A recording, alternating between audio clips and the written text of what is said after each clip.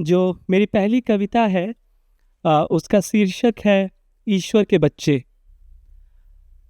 जब भी हम पश्चिम देशों की तरफ देखते हैं तो उनकी अपनी एक गौरव गाथा समझते हैं। हमारे तसव्वुर में वहाँ बड़े सपने हैं, वहाँ उम्मीद है, और ऐसा कहते हैं कि पश्चिम देशों का जो सूरज है वो बहुत लाल है। लेकिन मैं कहता हूँ कि उनका सूरज इसलिए लाल है कि उसमें सीरिया और अफ्रीका के बच्चों का लहू बहता है। मेरी कविता ईश्वर के बच्चे उसी लहू की पड़ताल करती है। मैं रखता हूँ अपनी कविता जिसका उन्वान है ईश्वर के बच्चे।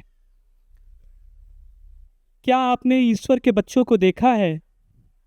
क्या आपने ईश्वर के बच्चों को देखा है?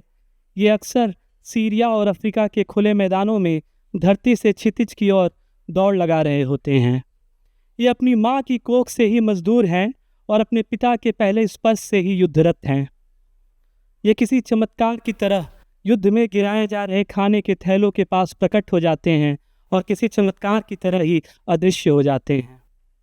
ये संसद और देवताओं के सामूहिक मंथन से निकली हुई संतानें हैं जो ईश्वर के हवाले कर दी गई हैं। ईश्वर की संतानों को जब भूख लगती है तो ये आस्था से सर उठाकर ऊपर आकाश में देखते हैं और पश्चिम से आए देवदूतों के हाथों मार दिए जाते हैं। ईश्वर की संतानें उसे बहुत प्रिय है। वो उनकी अस्थियों पर लोकतंत्र के नए शिल्प रचता है और उनके लहू से जगमगाते बाजारों में रंग भरता है। मैं अक्सर जब पश्चिम की शोक चमकती रात को और उसके उगते सूरज के रंग को देखता हूँ, मुझे उसका रंग इंसानी लहू सा खालिस लाल दिखाई देता है। शुक्रिया।